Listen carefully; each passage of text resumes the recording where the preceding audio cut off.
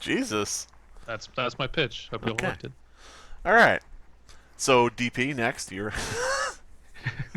Okay. Hear me out. Guardians of the Galaxy meets the Star Wars gang.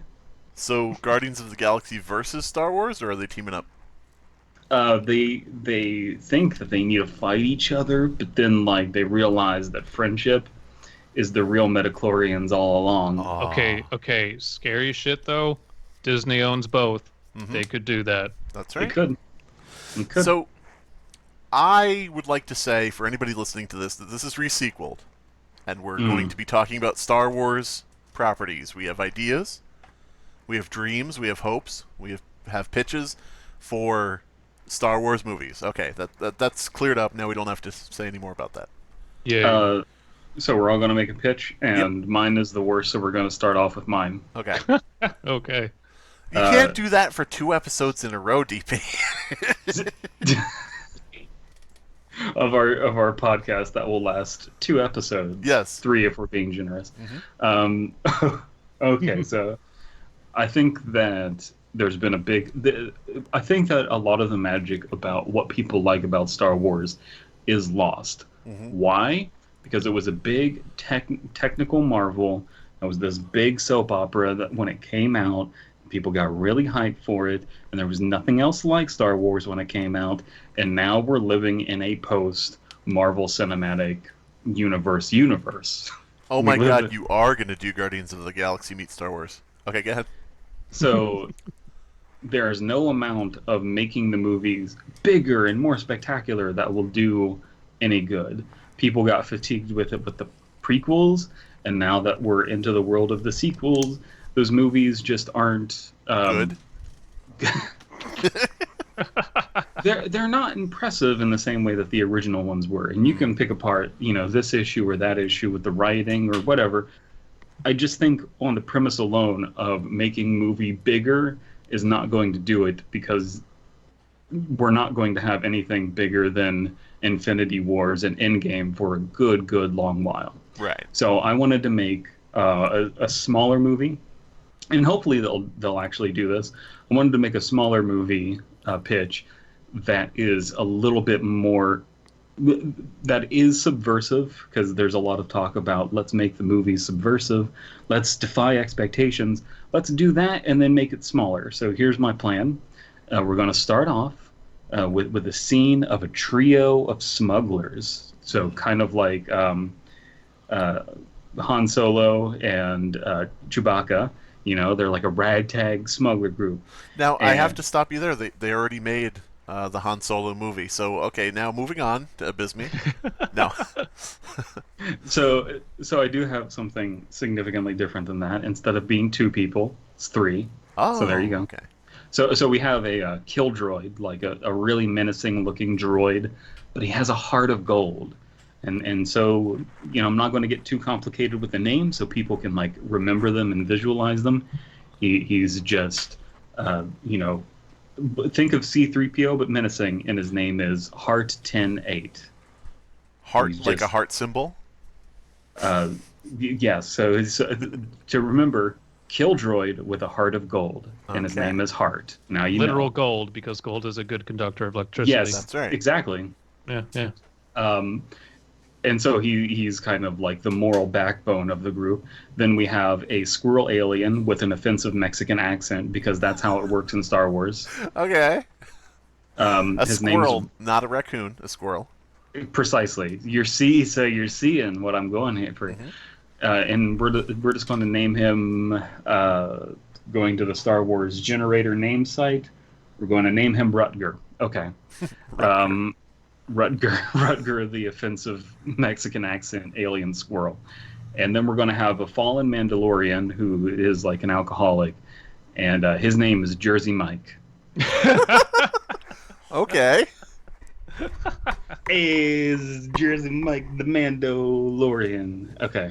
And so the 3 of them are just smugglers, and we're going to start off on an alien planet, a desert planet. So it's all dry and there's no moisture, and it's a slave planet where everything is being run by the intergalactic slave trade called the Exchange, which is like a thing in Yes, it extended is. Star Wars lore. So it's being run by like these crime bosses and everything, and there's slave labor there. This trio, uh, they're doing a good job. They got this moisture farming device that can get water to the slaves, and they smuggle it onto the planet. Aha. And it's like a nice big action scene. It's a nice happy jovial way to start the movie instead of like, here's the Death Star and it's like it's more happy go lucky, like, fun space action, right? It's not a movie that's going to start with some creepy old guy in a robe going, "Engage the deathing," like that. Yes, precisely. Although I kind of wish it would. Okay. So they do that, and they establish, they're smugglers, but they're smugglers with, again, hearts of gold. They're good guys. And so they go into a bar, and there's the boop, boop, boop, boop, boop, boop, boop. This is the space music, and that's happening. And they meet someone who gives them a tip on a job, an illegal tip giver. We're just going to call him Pacer Guga, and he's going to be a really weird alien-looking guy, okay? Pacer Guga. I'm just pulling all of these names from the They Star work, Wars though. They the work. generator. Yeah, it does. But one of them, I was like looking up names earlier, and one of them was, and I shit you not, it suggested Naruto Styles as a Star Wars name. Naruto Styles. Full spoilers, I also use that name generator, and I tweaked the ones I got, or like I combined them to ones I really liked, but some of them were like Gerald Smithenson or something. I'm like, I'm not using that. Barack Obama. What the fuck? Barack Obama. So they go to the site, Pacer Guga, weird, super weird looking alien, because you got like weird looking aliens, and then you have weird looking aliens in Star Wars. Right. He's a weird guy.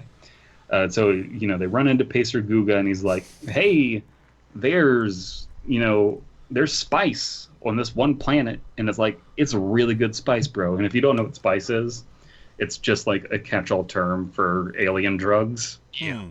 Okay.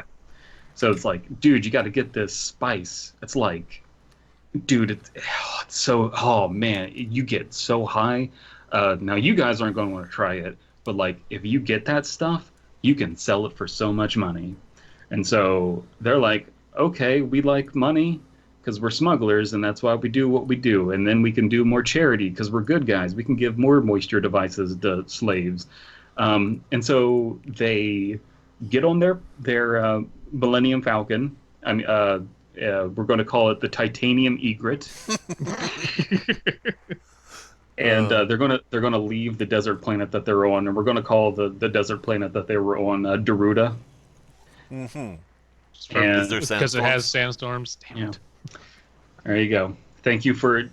I appreciate both of you explaining the joke Yeah. I told.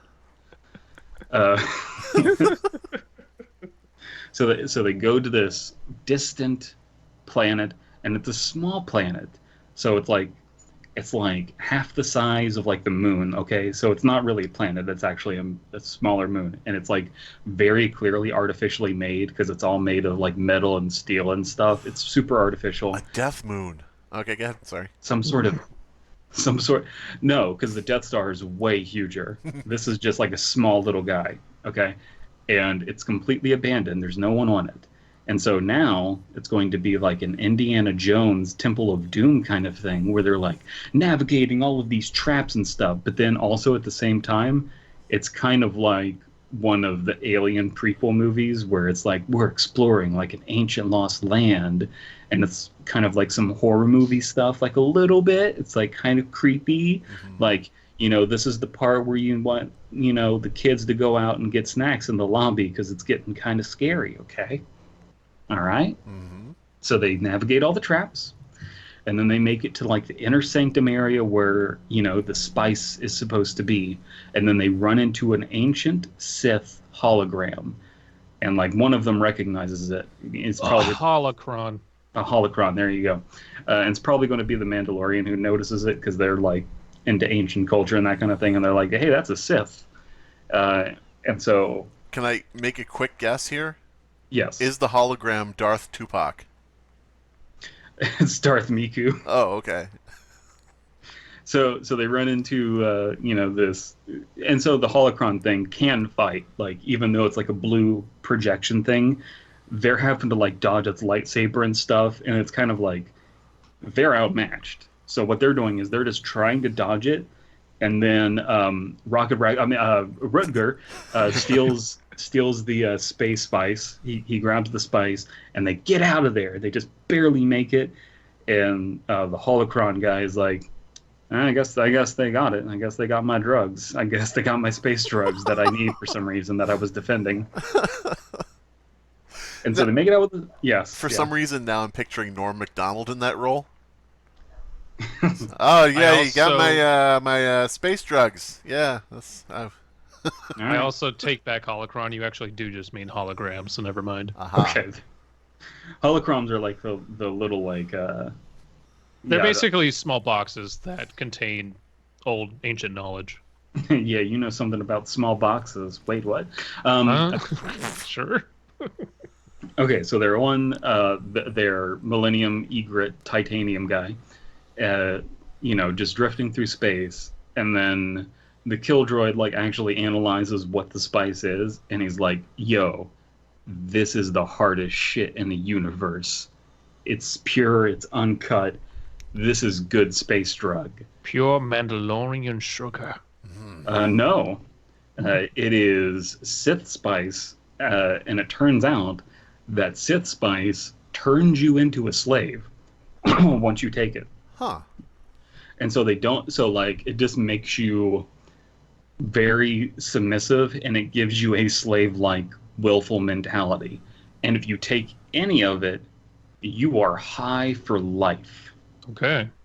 So it turns out that this tip wasn't very accurate because it's not a good drug, because if you take it, then you're high.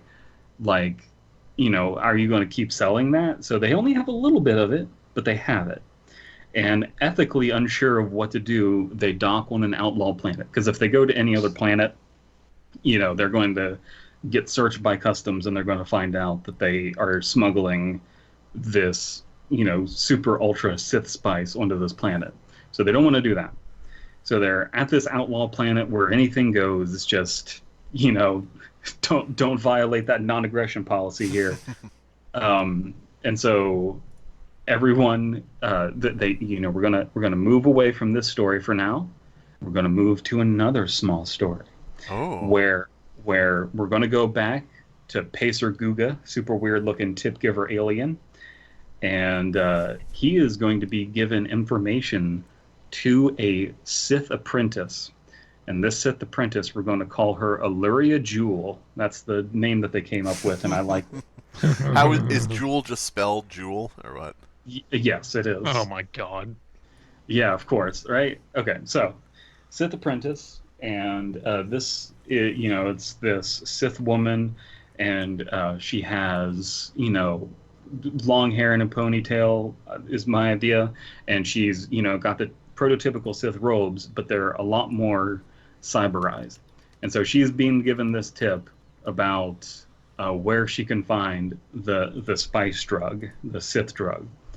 Now they're going to show a flashback where the Sith apprentice Illyria is fighting her Sith Lord, and she is much younger.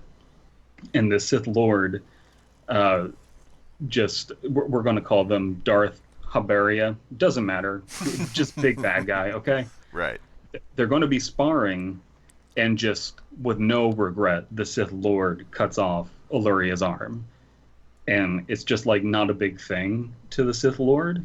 And Illyria is just kind of having like this contemplative moment. And then we come out of the flashback where she's looking at her cyberized arm, and she's got like a lot of like cyberized stuff. And, then it zooms out, and we find out that they're on some sort of planet where there's like, they're going to be on the Daruda planet where it's the desert. And there's like an underground railroad kind of thing where they're trying to sneak slaves out. and the Sith Lord found out about it and is, systematically with a bunch of other Sith just killing these people that are trying to free slaves. And so, someone is trying to escape, and instead of running to get them, this person, Illyria, uses her cyber arm, which can like extend, and she just grabs someone and chokes them out and just kills them in her cyber arm. And then the apprentice to this apprentice, the apprentice's apprentice, says like, bro, why didn't you just force choke that, person trying to free the slaves? And Illyria is just like, force chokes that person to death. Like, I can do it. I just didn't feel like it. Sometimes you want to just get the feel of cold metal around someone's throat. Just get the exhilaration. You get into it. Okay, so then chronologically is where this Sith Illyria finds out where they can find the space Sith spice, or SSS for short. And now we're going to move away from that story. Again, these are just three little stories that coalesce. So now we're going to be seeing three mute Jedi women, and they don't talk. They don't say anything. I like it already. Go ahead. They're all bald, all completely bald, and they're on a spaceship, obviously. And on their spaceship, there's a giant atrium with a bunch of plants growing, and everything looks really succulent and tasty. And they're on their way to the desert planet. And the Jedis give food to the slaves, and then the slaves get their food stolen. And then the Jedis, find the people who were stealing the food and kill all of their robots, but spare all the living creatures, all the humanoids and everything. They spare them. And then all of a sudden, we just have a moment where the Jedis kind of just make facial expressions like they have to take a giant shit, and they're feeling a disturbance in the Force. And then wordlessly, they get back on to their spaceship and fly away because they felt a disturbance in the Force. And then we see the Sith, Illyria Jewel, go to the metal planet, fight the ancient Sith hologram, and just decimates it. Like, she just breaks this thing. But she doesn't do it with a lightsaber. She's just doing it with a robot arm. And she's just, dodging the lightsaber the whole time. And then just beating the shit out of this hologram. The Sith, Illyria, is just like, that's really disappointing. I was hoping there'd be more of a fight there. And she just cuts off her other arm. She just rips it off with her arm. And it's like, why'd you do that? And we just cut away from that scene. Like, why did it cut? So she's we go back addicted to arm flesh. Yes, she's addicted to cutting off arms. Whether her own, other people's, she's just really into dismemberment, period. Yeah, like George Lucas. Like, why did he write all of that in unless it was a kink for him? For real. And so, we see the Jedi trio straight up board the titanium egret. Wait, the Jedi or the smuggler trio? The Jedi. The bald mute Charlie's Angels. Okay. Yes, we're just going to call them the Order of the Attune, because that sounds like a thing, right? Yeah. That sounds like a thing. Sure. And they board the smuggler trio and just beat the shit out of them. Just beat the shit out of them, and they steal the Sith spice, and they just snort it all. They just... and they're doing this to gain power, and then they just, flee. They just, they got high, and now they're high forever on whatever the Sith drug is. And by the time that the Sith person, Illyria, finds the trio, because she was trying to get the drugs as well, they're just, all beat to hell and back. And then we get, a giant diatribe from Illyria explaining the situation. And it turns out that this metal planet, we're going to call it Rendor, is actually an artificial machine made by the Sith that turns living creatures into pure force energy drug. It just like grinds up people and extracts pure midichlorians. So they just sniffed pure midichlorians. So it's sort of like Soylent Spice. Ooh, I like it. So what it does is the mindset that they have is that this is putting you more in tune with the Force, which is getting you high.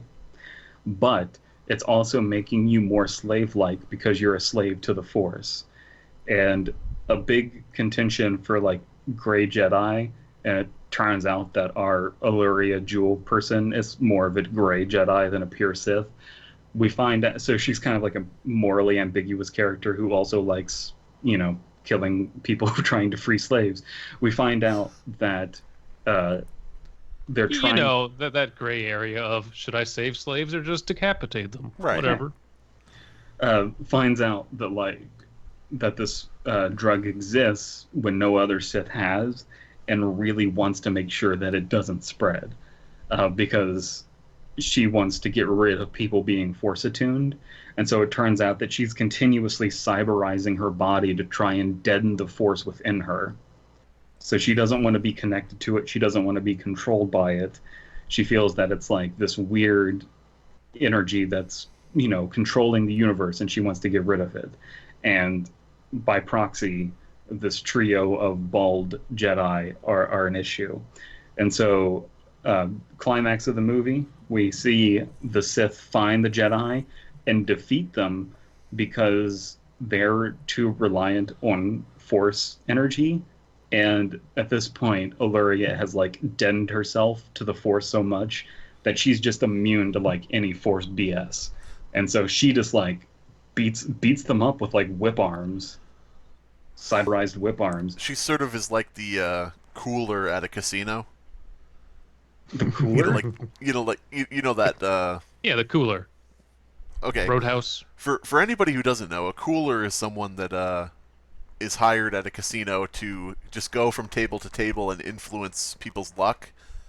Somebody who is a person of unnaturally bad luck in their life, that when they go to a table, people start losing. I did not know that. Yeah, like if somebody's on a hot streak, they have this sad sack motherfucker that they've paid to just sit near you and bet with you.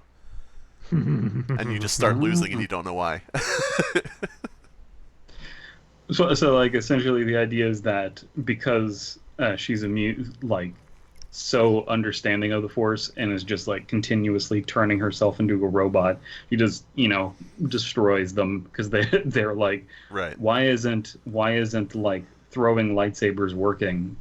And so this Sith is very much so against all of the known tropes of like, you know, I gotta, you know, if you use Force lightning and choke people, it's just like I don't have time for that.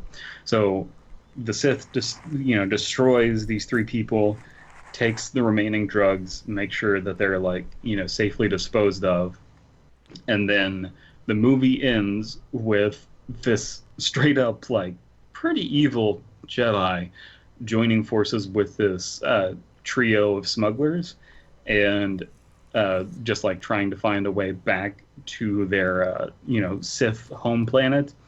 And we foreshadow the idea that Allura wants to build a Death Star. That way she can blow up the Sith spice making planet.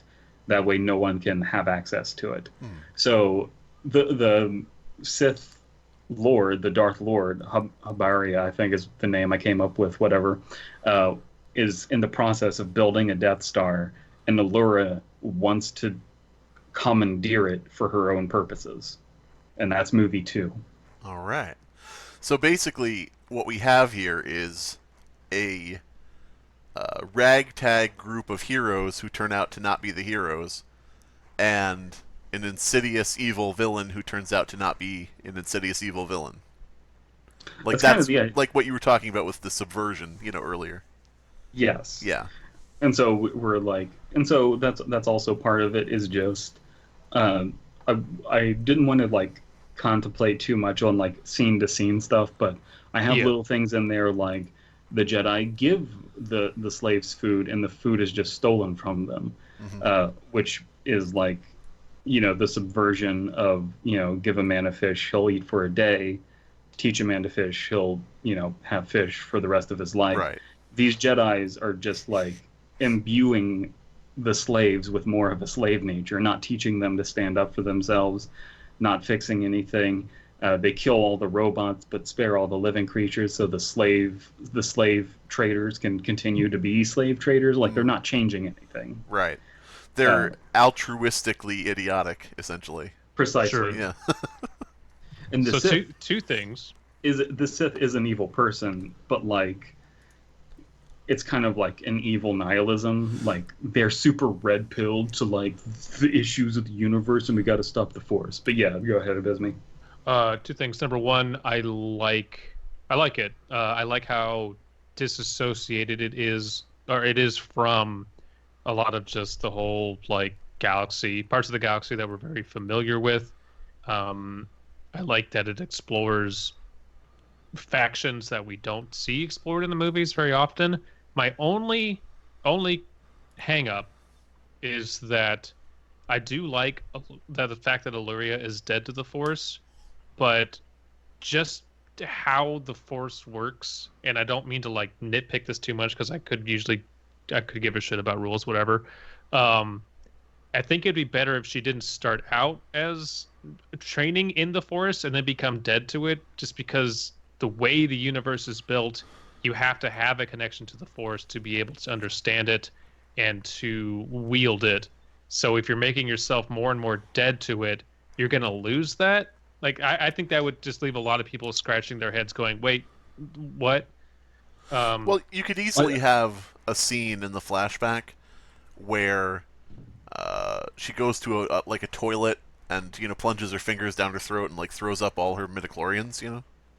That could be cool too, but it's like, I'm just thinking, I try to avoid those moments where it's so lore breaking that people go, wait, hold on a minute. Like, you can usually get away with a lot. Yeah. And I turn my brain off for a lot of just the shit I watch because it's fucking Star Wars, whatever. But, if she's a cybernetic being and her enemies are not using Force lightning on her, which would very well short circuit her, like, why wouldn't they do that? So I would just maybe change how she is an anti-Force individual, but she didn't have a connection to it beforehand, because I would just find that weird. But that's my only hang-up. I mean, I do think the idea is that she is slowly deadening herself to it, and like, again, not trying to get hung up on like specific scenes and like plan out everything. I think the idea is that in the flashback where she gets her arm cut off, like, she's showing like all of this promise, and she's just like clearly very adept, and then like her arm gets cut off, and like she's upset and she's crying, and she is like a little girl at this point, but she's kind of like in all of that pain having a contemplative moment of like, I'm kind of okay with this, like, for some reason I don't understand why. And like, as she's becoming more cyberized, it's just slowly deadening. And I think that with what we've seen in the movies, we're not too concerned with the established lore. Yeah. So I think the idea is that, if we're going to have, one, lore changing thing, if it's like explained in movie why it's changing, then I don't have a problem with it. You're allowed to have your opinion. I'm just saying. Yeah, fair enough. No, he's not. I'm what are you just talking saying, about? That's not how Star Wars discussions go. No. You refer to the wiki, and whoever is wrong, has to leave the fandom forever. I think the idea of like, you need to be lore attuned to, like, if you're a lore attuned, you're lore attuned forever.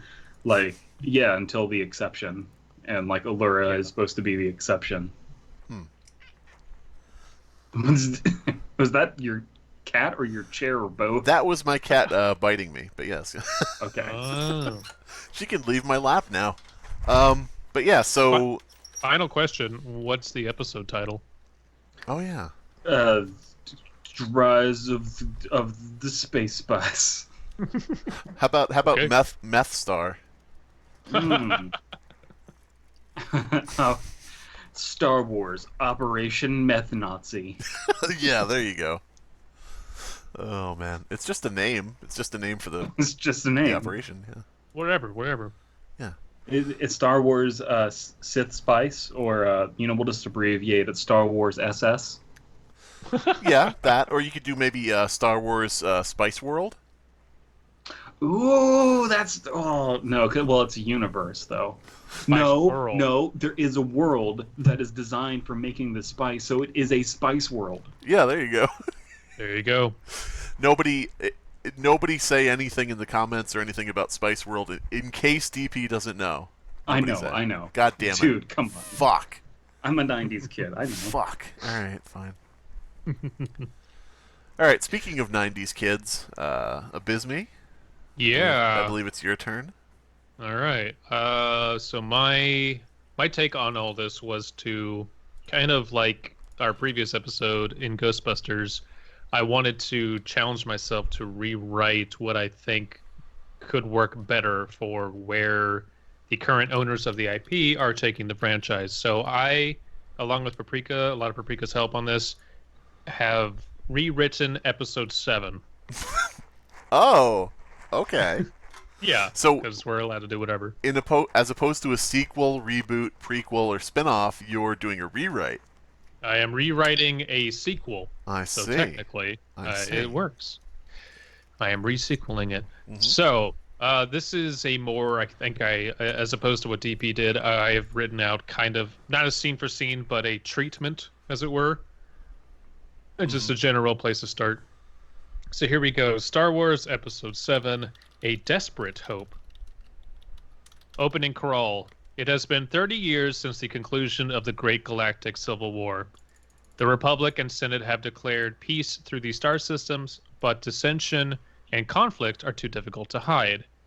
As the Republic slowly rebuilds, it knows this reprieve is simply a tenuous calm. You fucked up. It's I terrible fucked up. now. No, Yep. it's 0 out of 10. I win. My So far. Ryan Johnson was right. Where you made up half the names on the spot. Ryan It knows Johnson this was reprieve. right when he said, and I quote, Abysme ain't shit. Who can forget?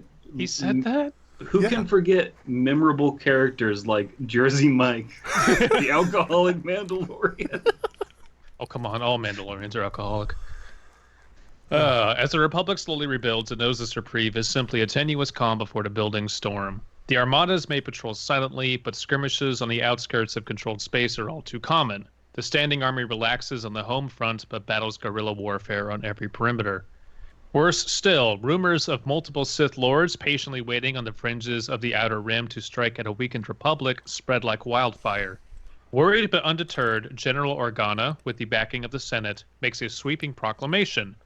Eager to rebuild both trust and infrastructure, a limited amnesty is extended to any former Empire soldiers and staff, leaving harsh punishment for only the worst war criminals. Hoping to accumulate as many potential Jedi and any lost knowledge before the Sith do, General Organa secretly employs the few trusted Padawans left from the late Luke Skywalker's failed Jedi Temple to seek out as many Force-sensitive individuals and bring them to the galactic capital of Coruscant for training. So that's the opening crawl. That's All what we're right. dealing with. Now we'll go on to almost a rough scene-for-scene synopsis and a little bit of explanation. This sequel reboots the entire new trilogy of episodes 7 to 9. The plot centers around Joran Tisa, a Mira Luca Padawan. For anyone who doesn't know, Mira Luca is from the KOTOR 2? Yeah, KOTOR 2. Oh. They are beings who are blind, but they see through the Force. They are highly Force sensitive. So much so that they actually can't usually become Jedi very often because they're just like they can't control themselves whatsoever. But And this one, This would be is played the by exception. Ben Affleck. I haven't. I imagine Sharon is an eight. Oh no, actually, Mira Lucas are basically just human looking. Okay. So yeah, And could be. they're usually lesbians. Yeah, that too. Hardcore lesbians. So Brad Pitt will be a good fit. Yeah, absolutely. Amira Luca Padawan, who was the finest student under the now deceased Master Luke Skywalker. On a mission from General Organa to seek out any Force-sensitive beings or items, Sharon's meditations lead him to the fringes of the inhabited galaxy at what is known as the Outer Rim. I am a big fan of getting away from Skywalker shit and going away from all the planets we know, because the best writing in Star Wars I've ever encountered has been the expanded universe stuff, where it's just, look at all this other cool stuff you can do. Right. And the episode 7 and 8 and probably 9, I'm not going to see it, so I don't know, but it's all very just retreading what we've already seen. And I was hoping that the new trilogy would just get away from all that crap. So that's what I'm attempting with this. And you hoped... Oh, I'm sorry. I'll just go quickly. You hoped it would get away from the Skywalker stuff, and the next film is Rise of the Skywalker. Yeah. Yeah. No one's ever really not a Skywalker. That's right. Everyone's a Skywalker. But yeah, so Luke's dead. Leia is Into the alive. Skywalker verse. Jesus Christ. Leia is alive, but I don't think we'll have more than... No, she's not. Oof. We wouldn't see her more than like once in this new trilogy. Like, she's very much just a background character. So let's see. We join Jiran as he navigates his ship to Tethys, a planet controlled by the Hutt. Tethys is largely unremarkable in the Outer Rim. Primarily an agricultural planet, it features the unsavory practice of slavery and indentured servitude, existing outside the jurisdiction of the Republic. Jiran speaks to his astromech droid A4F4, musing about how his meditations on the Force brought him so far from Republic space. He is skeptical, but can't ignore the fact that such a powerful resonance in the Force is worth investigating. He knows not if it is a person or an artifact, but he knows he must be careful. The Force leads him to a small farming colony in a semi-aquatic area of the planet. Disguised as a collector of rarities, Jiran asks Monzu, the local Hutt in charge, if he has any artifacts worthy of his collection for purchase. Monzu is at first distrusting of Jiran and points to the farmland around them, bereft of any visible wealth.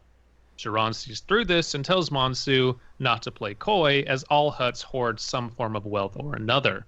Monzu respects Jiran's insight and offers to take him on a tour of the facilities while they discuss business. Slime Beast, you were laughing. What's up? All Hutts hoard some form of wealth or another, and I'm just picturing him, getting in there and finding like just a big collection of My Little Pony figurines. I was going to say Beanie Babies, but yes, that works too. While wandering about, Jiran shudders suddenly from a disturbance in the Force. He gazes around him, not looking where he is going. He stumbles and nearly falls into an aquaponic bay, but a nearby indentured servant drops her cargo and leaps to save Jiran with lightning-quick reflexes. Immediately recognizing that this young woman is the disturbance in the Force, Jiran thanks her and asks about her. Monzu says she is just a simple laborer with an outstanding debt so large she will never work it off. Jiran and Monzu return to their tour, eventually retiring for the night at the modest Hutt palace. Jiran offers to pay the woman's debt. Monzu again becomes distrustful, but Jiran deflects and says that while Tethys clearly has nothing of collectible worth, he is in need of a servant for his travels. Monzu concedes and agrees to sell off the woman's debt. Jiran offers what currency he has, but Monzu says it is not enough.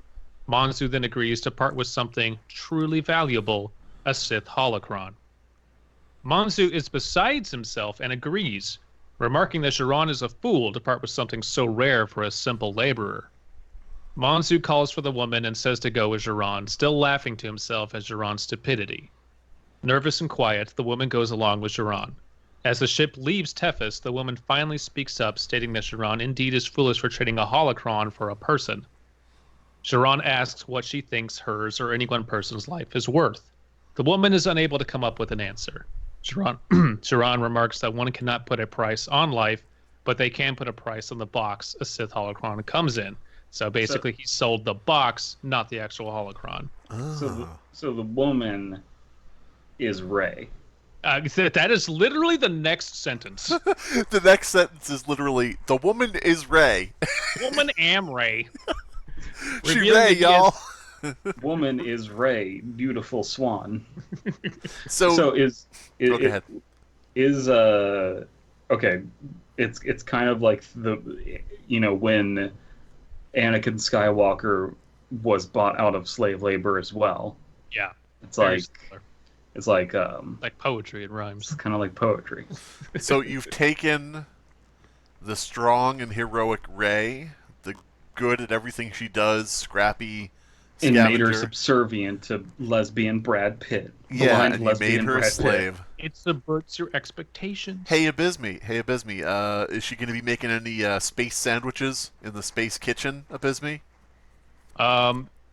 She would if the ship doesn't blow up later. How dare But, you! How you know. dare you, Ree! Revealing that that he has duped Monzu. Revealing. The reveal. Revealing that he has duped Monzu, the woman chuckles and formally introduces herself as Rey. Boom. Thanks, guys. Really appreciate that. But So did she just not say her name before then? Well, no, because basically, when they first meet, Monzu is just like, well, it's just a fucking slave, who cares? Or indentured servant, technically. And then she shows, it's kind of that scene where he summons her, she's not supposed to speak until spoken to, and then she gets led on. So she's like, she's subservient, she has been for a long time. She's very unsure of this. So she's a T-Sot. Totally. That slave over there. God damn it. She's hot. From Tethys, Monzu watches the ship rocket into the night sky. He goes to his back chamber and makes an outgoing communication on a holo device. A hooded figure emerges in the hologram. Monzu states that an unknown Mira Luca just traded a useless box for a Force-sensitive captive. The hooded figure acknowledges this and states that the Hutt's payment is en route. The Hutt asks what the figure intends to do next. The figure only replies with, "That is for my master to know. Our business is concluded." So Jiran thinks he's smart, but he ain't. And this was all planned. They are unseen Sith adversaries. Now, since the slave was Rey, I'm going to go ahead and guess that the cloaked evil figure is Han Solo. Wrong. Damn it. Han's dead. Wait. He's dead. Wait, what? Oh, okay. He died of butt AIDS. Jesus Christ. He died in a he died on the way back to his home planet. I should say, for anybody who's offended, Butt AIDS actually is an extended universe character created by George Lucas himself. Oh, my name is Butt AIDS. He dies ironically doing some home construction. Oh, okay. For anyone who knows that Harrison Ford was cast when he was doing construction. Anyway, Jiran informs Rey of who he is and what his mission is. Rey agrees to go to Coruscant, noting that she has nothing tying her down to the Outer Rim and has led a life of servitude for too long. Yeah, she's spent a lot of time out there doing rim jobs. Oh, yeah. It's all rim jobs out there. Jiran tells her that the journey will be dangerous and that neither of them may survive, because going from the Outer Rim back to Republic space is just super fucking, just very dangerous. The scattered remnants... So Jerome is like a naive character. I'm calling him Jerome. He's been schooled a lot by Luke, in Republic space. So he's knowledgeable in some things, but as far as navigating the Outer Rim, like, he had to learn as he goes. So yes, he's very naive in that, and he's had to play very, very, very carefully his roles out there. So he sits down and says, that I imagine the scene as, look, I know stuff, I will impart what I know, but we're probably going to die out here. Like, there's no one else that could do this but me. I barely know what I'm doing. You're going to have to learn as you go. It does seem like the way that Jedis are raised, a lot of them, when they're first getting out in the galaxy and exploring, they act like, 12-year-olds that just discovered atheism. Yeah. Like, a lot of them have that kind of mentality of, like, I'm so smart. I know everything. Hey, yeah. Want to see me Jedi mind trick that guy into doing anything I want? He's so stupid. Well, yeah, no, they're all fucking do boys. that. No, it's worse than that. It's like you can't. It's like, can you like make that guy like pick his butt? It's like, I can't do that. The Force is like too important. It's like, dude, just do the trick, please. Use of my powers, which are really, really big. Now wait, did you want him to pick his butt, or did you want him to pick Butt AIDS, who's standing next to him? Both. Do it, man. The scattered remnants of the Empire are many, and the galaxy is still perilous, especially in the Outer Rim. Rey says that she understands. Sharon says, no, you don't, but I will make every effort that you will understand soon. Sharon explains that he must impart all the knowledge and training passed on from Luke Skywalker, someone Rey has never heard of, and train her on the go, as they don't have the luxury of time to stay in one place for too long. Yeah, I want to really stress that, like, we're away from the fucking Skywalker stuff. That's not everything in the goddamn Star Wars universe. As they make their way back to galactic space, they are hounded by Sith warriors, ships, mercenaries, bounty hunters, and horrors found only in the Outer Rim. And in this scenes, I should say, there would be a lot of just going to new stations and new planets we haven't seen, and just getting really, really creative. The one like really good thing about the prequels I can say is that they went to all these cool new worlds that everyone got really excited for. And then the writing and the acting on them were fucking terrible and boring. But it's a shame that we've gone from, like, let's explore the Star Wars universe to let's just rehash stuff with characters that I really cannot get into anymore. So I'm trying to do both here. I think the prequels, to me, the best way to explain the prequels is that it was just like somebody playing with a bunch of Star Wars toys and sets. Yeah, Just in like, many a scene, yes. Yeah. Especially like in Attack of the Clones. Oh, sorry, the Clone Wars. That scene where they're in the arena, and before that with like C-3PO getting mangled, like that's all just so childish. Yeah. It's just so ridiculous. Anyway, halfway back to the nearest Republic world, they are shipwrecked in an asteroid field. Barely managing to evade capture, they flag down a nearby cruiser, hoping against all odds the pilot doesn't know who they are. By luck, the pilot has no knowledge of them. Sharon is forced to offer his entire supply of Republic credits, but the pilot agrees to take them to the nearest Republic outpost. Making their way, the enemy catches up and opens fire on the cruiser. With deftness and precision, the pilot destroys the enemy fighters without hesitation. After the battle, the pilot questions Sharon and Rey as to who they are, wondering if they are more trouble than they are worth. Unable to use any Jedi mind trick effectively, Sharon reluctantly reveals his status as a Republic agent.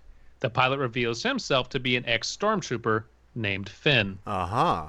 Sharon brings up the recent amnesty from the Republic, but Finn is unconvinced and states that he could never be forgiven for what he did while under the Empire.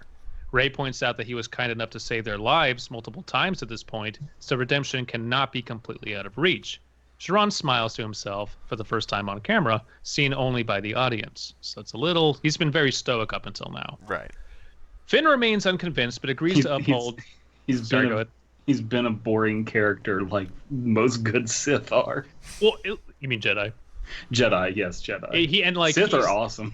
Sith are great. Yeah, and definitely Sharon, through the movies, he would definitely develop. But in this first one, he's very like, I was the starred pupil, Luke Skywalker. I have to be the perfect Jedi. And slowly he realizes, it's a lot more gray than that, and fucking lighten up. Finn remains unconvinced, but agrees to uphold his end of the deal. He states that more enemies won't be far behind. He recognizes them as Sith infiltrators, and they don't give up easily. After a harrowing chase back to a Republic outpost, the crew are forced to abandon Finn's cruiser and pirates a mercenary vessel caught in the crossfire. The mercenaries open fire, but are dispatched by Finn and Sharon. Rey, using what short training she possesses, is able to fend off one mercenary, but suffers a leg wound. Coming to her aid and preventing the mercenary's killing blow, Sharon uses the Force to choke the mercenary until his neck snaps. Ooh. The mercenary falls on top of a mortified Rey, who screams and gets out from under the body. Sharon calms her down and centers her. As Rey stops screaming, we hear a noise off camera. It is Finn, violently butchering the already dead mercenaries in a blood rage. He turns his weapons on Sharon and Rey. Before pulling the trigger, a hail comes in from a Republic cruiser. It snaps Finn from his fury. Realizing what he has done, he quickly replies to the hail and divulges their identities. The Republic acknowledges Sharon and sends X-Wings to escort them back to Coruscant. While traveling back, Rey and Sharon... Remember X-Wings? Remember those? I saw them and I clapped. Yay. Red Letter Media, everybody. It's been amazing that we've had so few Red Letter Media references. Considering how much I fucking watch them, yeah, I have to stop myself. We've had so much restraint. Now that we're doing Resequeled, I have a feeling they're going to be in every episode of Resequeled. Depends on what IPs we do. I don't If know. we touch on the ones they talk about a lot, probably yes. Probably won't though. Huh? We probably won't though. Or are we doing Star Trek next? Like, come on. Oh man, don't even, because this will be 3 hours long if we try to do Star Trek. You guys heard about what happened with Picard? While traveling back, Rey and Jiran sit in a medical bay aboard a larger vessel. Rey looks concerned, unsure of what she has agreed to in the long run. She asks Jiran, is using the Force in such an aggressive way on the mercenary something she will learn? Jiran says that he hopes not. He looks at his hands, and a faint outline of the Sith holocron box is seen. So we get this little reveal that he may have absorbed something from the holocron, which is... It's a mystery to anyone who doesn't know what a holocron is. To people who know what it is, they'll be like, oh shit, he absorbed dark side knowledge and training and shit. Oh god. Uh-oh. So that's just a little teaser. He knows kung fu. He knows kung fu. No Jedi knows kung fu. It's forbidden. Jiran excuses himself and goes to find Finn. Finn is nursing a drink, staring out a window. Jiran begins to speak, but Finn cuts him off. Finn makes Jiran swear he won't tell anyone that Finn is an ex-stormtrooper, at least until he is ready. Jiran agrees, stating that it is wiser to walk into one's future than it is to run from one's past. Jiran walks away. The camera leaves on Finn staring into the void. In the end. That's episode 7. Oh, okay. I thought I was busting in, but it's actually at the end. I like the idea of dropping some of the fucking origins. You know, like you don't like. One thing that the Marvel Cinematic Universe has learned is that you tell the origin, you know, when it's really important to know the character. Yeah. And if it's not important to understanding the character, you don't show the fucking origin. You know? Like, yeah. I mean, you know, it arguably, like, as a random example, Thor, you know, arguably they show how he, you know, gains humility, but it's not his fucking origin. They didn't do a movie about him training as a child, you know, growing up and learning how to use the hammer, you know, blah, blah, blah. You know, so I liked that you sort of dropped these fucking origins for all these characters. It's like Finn, who's an ex-stormtrooper already. It's like, okay, good. Nice. And what I really wanted to focus on is there's aspects of episode 7 that I liked, and they just did nothing with in 8 and probably 9 at this point. And one of them was like, I was really excited that Finn was an ex-stormtrooper, but they never go into what fucking PTSD does he have? Right. We get that one scene where he doesn't shoot somebody. What about everything else? What about like what we never see, which is what people do in the Empire day to day? Right. What other fucked up shit is there? With Rey, it's just like everyday life, man. Like, remember all the scenes when they're just like in the elevator and it's like, hey, you got promoted. And it's just like it's just like really boring and it's a joke. Oh my when God. it's like when you're actually like space Nazis, like you're space Nazis. Yeah, you go around oppressing people. Like, show that shit. Rey, just, you know, everything about her aside, my biggest beef was, you know, you they didn't cast really a woman in the lead. I understand. you know, I have no problem the fact that she was basically a slave. She was an indentured servant, which is where I'm going with this. But she didn't really get trained. She didn't have a lot of those moments of just building upon what it's like to have to be a student. It was very just hurried up in 8. It was like, we'll pay lip service to this. We need to get to the fact that she, you know, has to fight them, you know, raise a bunch of rocks. And I'm like, there's so much you can do with that. So here, I'm striking a compromise of she's going to be trained on the go, and that's fine, but it's going to be real rough. It's going to be ugly. But you actually will see it whilst still progressing the plot and not having to take an entire movie to train her on Dagobah like Luke was. So, yeah, that's what I was trying to achieve with this rewrite. And what was your title again? A Desperate Hope. A Desperate Hope. Instead of a New Hope, it's A Desperate Hope. A Desperate Hope. And so she doesn't touch a lightsaber once. Not in episode 7, probably in 8, when some time has passed between the two movies. Yeah, Okay. She does not touch one once. So that'd be pretty cool if, like, okay, the events of 7 cool down, and then in 8, it's like, all right, we got, like, you know, we actually have time now.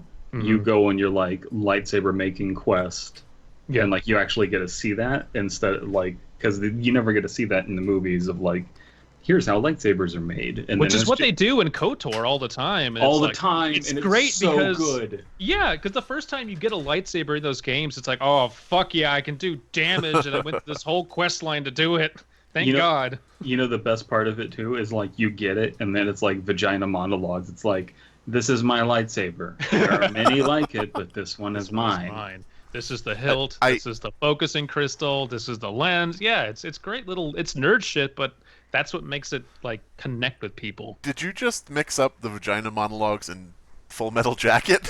Is that what I? Yes. Well, they're two sides of the same coin. Come on. But I do like I do enjoy the idea of like you build this lightsaber, then it's yours, and then you have ownership over it, and then it actually means something, and showing that would be cool. I want it to be like a Rick and Morty's TV sketch where it's like how it's made, but it's a lightsaber. It's like, we're going to go to the Star Wars Jedi home planet of Coruscant. Here we're seeing the focus crystals being harvested. It's they're actually doing that in the new Disneyland Star Wars park. Nice. You get to make your own, and like a Harry Potter wand. Yeah. Kind of yeah. It's I don't know what they look like, but it's probably going to be expensive as fuck. However, that would be very fun. Do you have to murder just like vaginas? You have to kill a bunch of younglings first. Okay. But you don't have your lightsaber yet, so you have to do it with your hands. You just gotta choke them out. Can I get a lightsaber? Absolutely. See that 5-year-old behind you? Just choke him out. What's right this here? line? Yeah, in front of his family. What's this line for? Oh, it's for the Anakin Skywalker, the Anakin's experience. Oh, what's this other line for with the small children? Relive your favorite moments from the prequels, like killing kids, burning in lava, seeing your mom strung up after being raped and tortured. Oh God, it would be so awesome if they had a ride, bypassing that last one. It'd be so awesome if they had a ride that ended with an animatronic Anakin, like next to the moving cart, like on the ground screaming and burned, and I hate you. And he's like, and he's like, don't forget to visit the gift shop. Oh my God. I went on Star Tours last time I was there, and it's seriously one giant advertisement for the new Star Wars park, and they end it with, by the way, visit the new Star Wars park. No one's ever really left the park. No one's ever really done spending money. Yeah. All right, so that's those two films, and those are two excellent sounding films. And right? Both of them had a lot of slavery in them. Yes. So we're going to need you to lighten the mood. Push some hard slavery. We gotta really push slavery into Star Wars. And before you do that, I need to go get another drink. I'll be right back. Abysme has returned with his drink, is that correct? Correct. And Elias has cut out the dead air, is that correct? Okay. Damn it, we were supposed to just leave that. Okay. Dead air. Alright, so are you guys ready for my slavery-free, non-alt-right Star Wars pitch? Okay. So my film is called Star Wars, Scum and Villainy. Ooh. Because, as you know, certain places are wretched hives of scum and villainy. Essentially, what I want to do in framing this is I want you to not so much think of the actual Star Wars films that exist. They sort of go with the Flash Gordon-y, space opera-y, samurai film, type stuff where it's all this big saga and, this dramatic music, this orchestral music, and all these sweeping grand adventures and things like that. We're going to go with something a little more synthwave, a little more vaporwave, trance, kind of thing. I was thinking the opening very title. Different things. Yeah. I was thinking the opening title crawl was happening, and it's like playing "This Is America." This is America. But yeah, in other words, it's going to be sort of a departure from, like I said, the orchestral, grand, sweeping idea of Star Wars, taking it into sort of a different realm, more like cyberpunk. More, Blade Runner-ish, more, even maybe a little bit Fifth Element-ish. I like it already. Yeah. And one rule for my film is no organic CGI. The CGI is okay for ships, for planets, for buildings, for things like that. Nothing organic is going to be CGI. You're going to have practical effects. Okay? So, yeah. Excellent. This takes place after the current films, like way after the films we've seen already. All of that has already occurred, and so on and so forth. There's essentially no Jedi, there's no Sith, there's kind of just whatever you're left with after all the films are sort of over and done with. There's no Luke Skywalker, no Han Solo, no Rey. It's way into the future, like way past this. The universe is full of like civil wars and genocides and full-scale extinctions and just all these random terrible events. It's just like an unchecked universe. There's no order. There's no empire. It just is sort of like, if you're on a planet that has laws, that's good, and you just better hope that it's not raided by another one. Just count your blessings if you're in somewhere safe. Yeah. So, our main character is a like fuck up bounty hunter, like someone who just sucks at his job, and his name is going to be Grot Stubbs, and he's going to be played by Rupert Grint.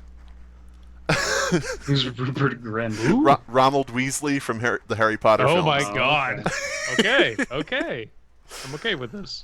He would sort of be, like I said, a fuck-up bounty hunter. He has, like, the robot limb type situation going on, but, like, malfunctioning. Not waterproof, so whenever it rains, his limbs act up. That type of thing. Just sort of like a sad sack character. You could have early on in the movie, you could have him do something where he's, like, trying to stop, somebody in the rain, and his hand just drops his gun. And he's like, fuck, damn it, no. That type of thing where he's kind of like just a comedic, sad sack character. Sure. And he also has a pet lizard alien who doesn't speak, sort of like a chameleon-type alien on his shoulder at all times. And this character sort of gives him nonverbal cues and is actually like the brains of the operation. Okay. So like, somebody escapes and he's like looking for the character. And he looks at his shoulder, and the lizard is kind of looking off in a direction, and he goes, "Oh!" and he goes in that direction, to find the guy. Okay, but he has to be super cute, of and course. It has to be something that like the kids will just like latch onto. Right. Yeah. Whoa, pardon me. I'm choking on my own saccharine bullshit. Yeah, I mean, he would be, well adapted to being like a action figure or a plush or a remote-controlled, radio-operated little character to crawl around on your bedroom floor or whatever. And I want him to get electrocuted at multiple points, and it'd be really funny. Okay, fine. He is just like something where he like getting into some like electrical equipment, hacking the mainframe. He's like, bzzz, and then all the kids laugh. Well, you could have something like, since we have a character who has malfunctioning limbs, he could do something like he could go to pet his, lizard character, and he could just shock him a little bit, that type of thing. Oh my god! So it's like reverse Ash and Pikachu instead. Yes, it's reverse Ash and Pikachu. Okay, so our bounty hunter character, Rupert Grint, playing Grot Stubbs. The bounty hunter wanted to be a Jedi Master, like every other kid, in the galaxy, essentially. Hearing like the old bullshit tales. Maybe even signed up for like some at-home courses that were a scam. Just things like that. Knows he will never be a Jedi Master by now. He's sort of grown up, and he's like, that's sort of like a childish thing from his past. Doesn't even maybe necessarily believe they exist, going back to that old trope. He's not Force sensitive. He's not special. He's just a schmuck. He wanted to, as a kid, he sort of wanted to fix the problems of the universe.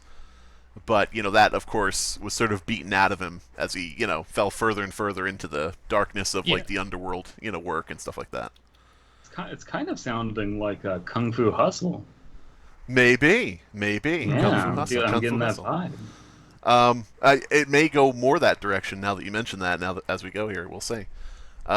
He's sent by this sort of, like, wealthy, like, business magnate, mafia-type guy, called Don Monopolis, who, who's That's a weird Okay. name for a hut. Yeah, well, Don Monopolis is actually entirely machine, except for one arm left that's actually his arm.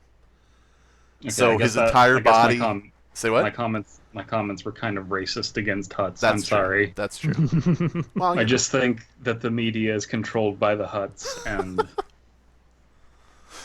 and and I'm gonna stop the what analogy do you there. think would be the You're final listening solution? to HNN, Hut News Network. What do you think would be the final solution to dealing with the hut, Stipe? You Pour can't. salt on them. So anyway, We need to get them in some sort of concentrated solution of salt. Jesus Christ. Anyway, our bounty hunter is hired by this guy Don Monopolis, and he is all machine, even like his head and his brain. Nothing about him is real except for one arm that's left that's actually like a living organic arm. And he's sent by this character to find a actual Jedi that this, mafia boss type character has heard about through like one of his underworld contacts, this sort of far-flung Jedi in hiding somewhere.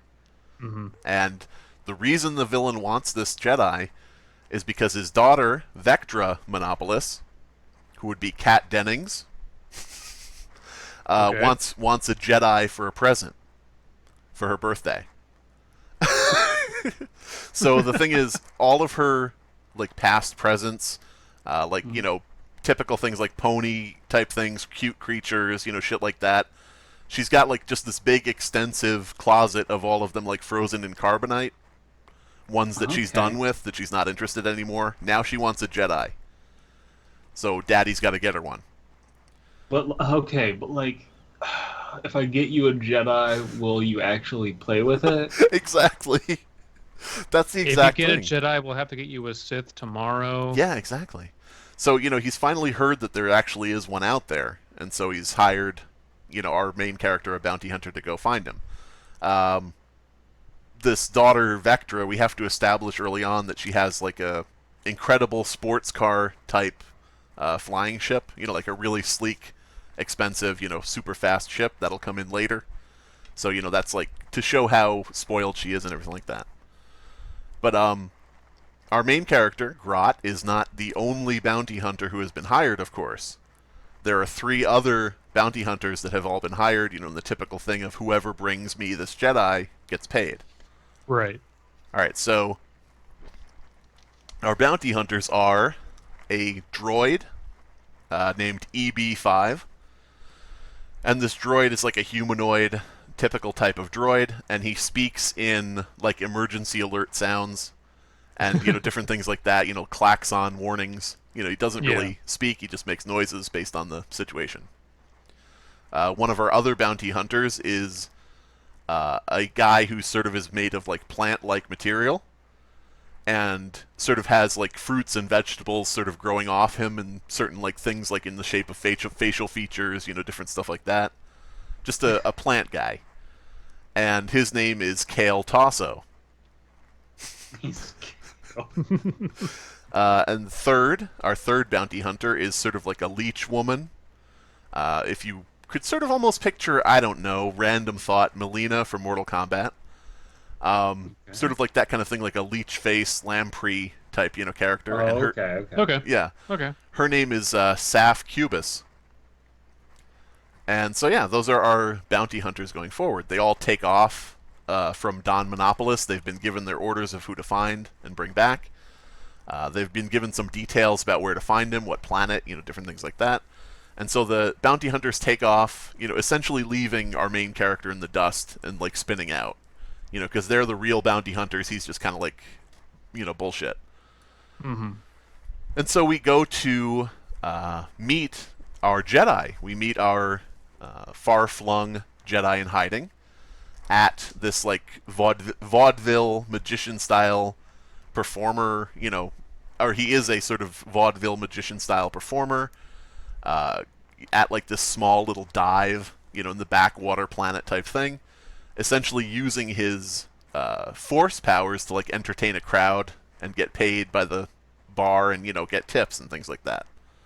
And his name is Sol Cosma, played by Steve Coogan. I don't know if you guys are familiar with him. No, I'm banging Nope. Steve Coogan. Okay. Anyway, he is on the stage performing. He's using the Force to lift objects. He's like casting Force lightning out over the crowd. Different things like that. Just like a magic show. And, regales the drunken audience of this, dive location, regales them with tales of how he was taught the Force by the great Link Skywalker. Yes, Link Skywalker, who destroyed the Death Star and, single-handedly destroyed the Empire. He knew him That's personally. wonderful. Yeah. Oh my God. He knew him personally. He's, like his star pupil. You knew. So, how's that timeline work out? Because he's like, didn't that guy live like thousands of years? Yes, No, exactly. yeah. No, Exactly. I was around. Yeah. I mean, you could even have him say, as sort of like a joking thing, you could even have him say something like, well, you see, the Jedi have some powers which some may consider unnatural. But yeah, you could have a heckler saying, he died long ago. What are you talking about? But this Jedi, ends his act by like crossing his arms dramatically and disappearing into like this cloud of smoke from like smoke machines, going backstage. Now, the next act out, and things will be going on during this, which I'll get to, but this is sort of going to be like going on, cut interspersed with like the next scenes we're talking about. The next act up is a character named Briltana, sorry, and she's I played like by Briltiana though. Yeah, Keep She- Briltiana. That's good. she's played by Kristen Ritter, who was in Alias. She's the next performer in our vaudeville typed act, and what her deal is her lower half from like her waist down is completely robotic, like android. And what they do is they wheel out this tank of water, and she's in this tank as like a mermaid, swimming, dancing performer with the lower half of like a fish, like an android, lower half.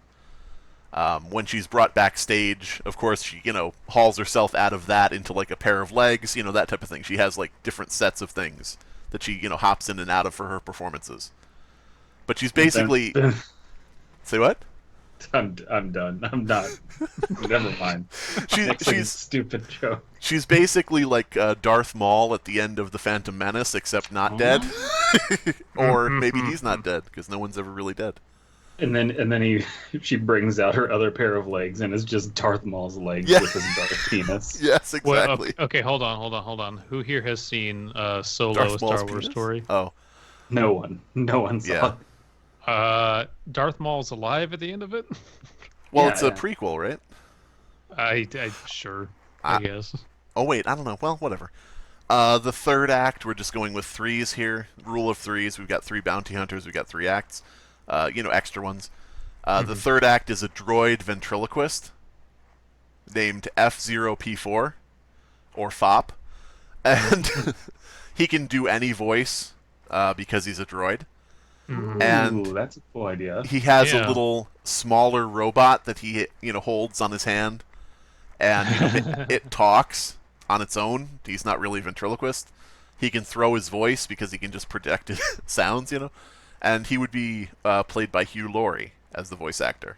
Oh, okay. So these are our like stupid vaudeville performers in this dive place who sort of just are in a backwater place just trying to make enough money for booze and rent or whatever. Can I make a suggestion? Yes. At this vaudeville place, like I'm assuming there's going to be a scene after this, and then like it's like, okay, let's go over here and talk, and then like in the background you just have cage fighting that's fixed. Like Fixed cage fighting, because So- that's where like professional wrestling comes from. Is I like, see. originally people were marks, like they didn't know that the wrestling was fake. I So you see. just have like this like little pit fighting thing where everything's actually fixed. Well, you could have 2 robots fighting and they could be Knock'em Sock'em robots. Mm. But TM trademark, and that's then you true.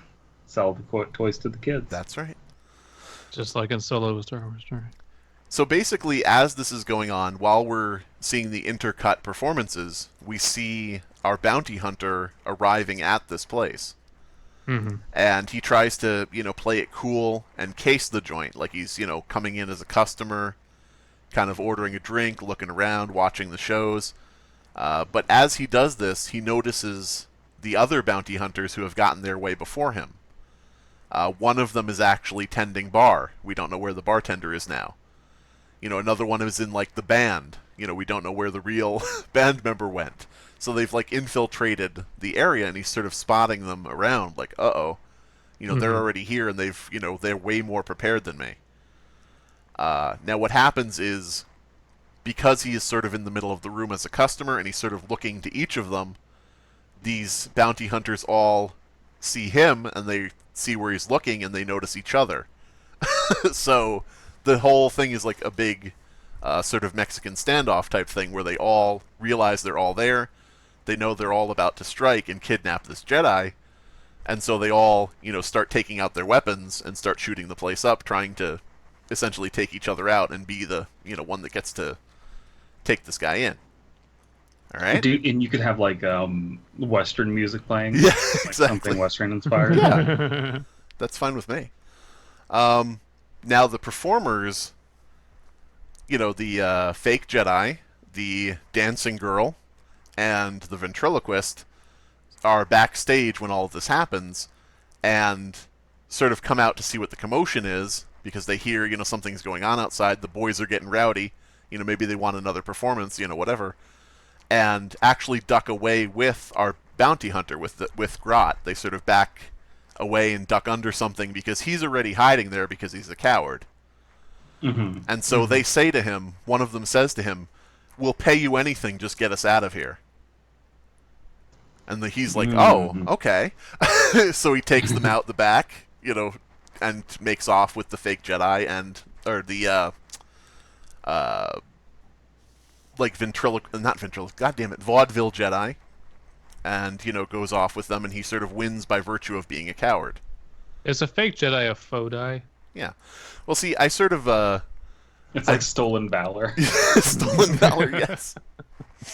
Anyway, now he escapes and he says he's going to get them to safety, and the Jedi says, "Oh, again." But the fake Jedi is a real Jedi. Is the idea, right? I may have misspoken and may have revealed something. I think it's pretty clear that, like, oh, it's down in your luck, and it's like, he actually is. He knows some shit. Well, I may have misspoken, giving something away, but we'll see. The Jedi who previously has, talked about his training, when they're leaving, says to this guy, a bounty hunter, he says, "You'll be, are you a really good pilot like the great San Solo?" And, just, it's obvious he has no idea what the fuck he's talking about. The bounty hunter, on the way out, when they're fleeing in the ship, he calls the boss, Don Monopolis, and says he has the Jedi. And right after he tells Don Monopolis that he has the Jedi and he's about to deliver him, he sees the Jedi taking the gadgets out from his sleeves and undoing all of his equipment that makes it look like he has force powers. Okay. So that's when I said fake Jedi, I kind of fucked up. But yeah, fair enough. So yeah, we cut back to the crime boss, the business tycoon boss, Don Monopolis, as he meets with a tribunal of 3 mysterious figures in gold, silver, and bronze cloaks. I have a request. Oh, yeah? Can you, somewhere in this script, sneak someone referring to Don Monopolis as Mr. Biz? Okay, that's fine. I'll do that. Thank you. But yeah, so he meets with these 3 characters, this tribunal. Now, it's obvious that Don Monopolis has no idea why they've called him. Why they've come to see him. This is like unprecedented, but he knows they're like bigger fish than him. And the reason that this tribunal wants to talk to him is because they've heard about what's going on, and they want the Jedi. And they're basically saying, we're the big fish here. You're just, some... Deliver us the Jedi. Exactly. You're just some little guy. You're a small fish in a big pond. will be taking that Jedi when he comes here. You'll be paid some nominal fee, whatever. And the daughter, Vectra, who this is for, she of course starts crying and throwing a tantrum. And so the tribunal, one of the tribunal members unsheathes this, like, I guess you would say like a scimitar of like just precious metal, like an opulent scimitar. It's not a lightsaber, but it's like a very beautiful weapon. He just sort of unsheathes it, and she's like, "Never mind, I'm fine." Like, never mind. Technically called a vibroblade. Yeah, a vibroblade, sure. There you go. Anyway, so I do hope that Vectra at some point kind of like has like a face turn and becomes a good guy, and it's like, no, my slavery was the right kind of slavery, because again, he just loves slavery. Yeah. Well, we'll see. Now we cut back, of course, to our main heroes. They sort of are the bounty hunter and the vaudeville idiots are going through space when they, of course, are caught up with very easily and are attacked by the other bounty hunters. They like land on a gas planet. Not literally a gas planet, but like a gassy planet, one that's covered in a thick, cloud cover of gas. And so the Jedi, once they leave the ship, he does his exit routine. He crosses his arms and disappears into the gas. He's like gone, nowhere to be found. Okay. He's like, bye, Okay. fuck you, see you later. And the bounty hunter assumes, oh well, he's run away. Our vegetable man. But, go ahead. But our main character, bounty hunter, by this point is kind of like, it's fine. He was conning me anyway. He wasn't a real Jedi. Yeah, because he's like, he just promised that he's going to deliver a Jedi to this guy, to Don Monopolis, and he's like thinking, what the fuck am I going to do? Is basically his only thought. Like, because I just said, and then I realized, because before he could have just not been the guy who had him, and he would have been out of it. But now he's the guy who has him and is delivering him, and it's not going to be what was ordered. So, our vegetable bounty hunter, Kale Tasso, he sort of catches up with them first on this gassy planet, and he's sort of standing in the midst of like this purple gas cloud. He sort of sees them hazily through it. They see him sort of dimly through the gas. He takes out his laser and fires it, immediately blowing himself up. That's great. And so they say, okay, mental note, the purple gas is flammable. Like, okay, stay out of the purple gas, everybody, just, in case. So there's different kinds of gases, and the purple gas is explosive. Right. Okay. The next up is our lead. When does Kale come back? No one's ever really gone. Kale Tasso comes back as a salad in the next movie. All right. A grilled they salad. Name a salad after him in his honor. Our next bounty hunter is the Leech Woman. She attacks with like these wicked like hooks. She's basically fish themed. She's got like hook weapons. Seeing the gas is explosive, she doesn't go with her laser. She doesn't know really what around her is dangerous, so she attacks with blades.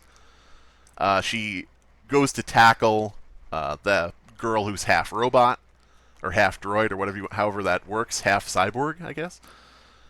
Just cyborg at that point. Yeah, she like sort of goes to grab onto her and sort of like kidnap her as like collateral to get this Jedi, and the girl just sort of spins at her waist like 360 as her feet are planted, and whips the Leech Woman off of her.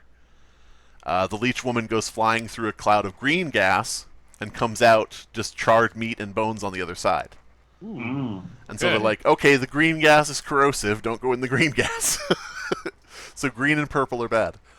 So I think that like a lot of the newer Star Wars movies want to have like these fun, fanciful moments of like, look at like space, but it always ends up being like really dumb and slapstick.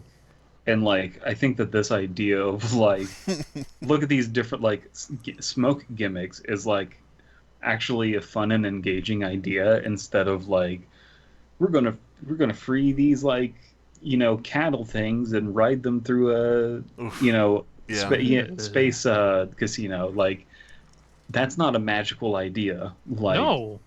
Like these ideas of like different colored gases are on the gas planet.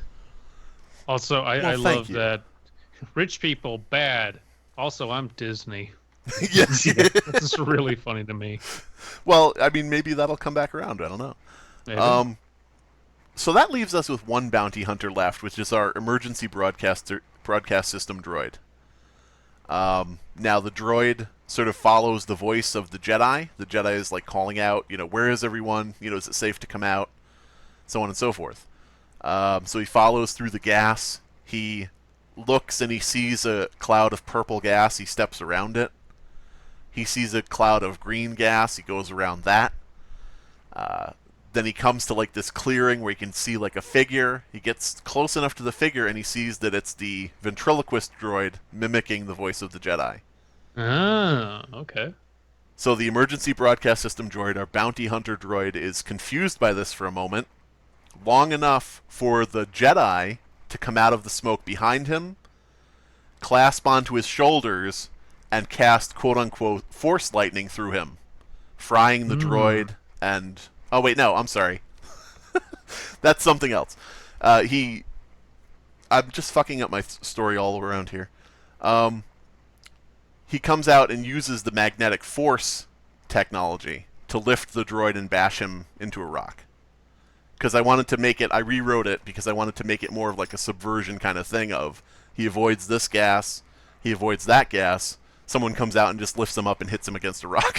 like it's not going to be a colored gas thing. You just get it bashed. There you go. Yeah. So I kind of rewrote that bit. I would kind of like it if it was like fake force lightning, and he just had one of those like little buzzer things that you use to shake people's hands and shock them. Yes. So our team uses one of the other bounty hunters' ships to take off again because they've basically crash landed theirs on the gas planet. The bounty hunter comes clean with them about what the real deal is, tells them that he has to deliver the Jedi to somebody who wants him, and knows now that the guy is not real. So he's basically saying, now that we're on a ship together in the middle of space, we're all in the same boat, and we need to figure out what to do about this.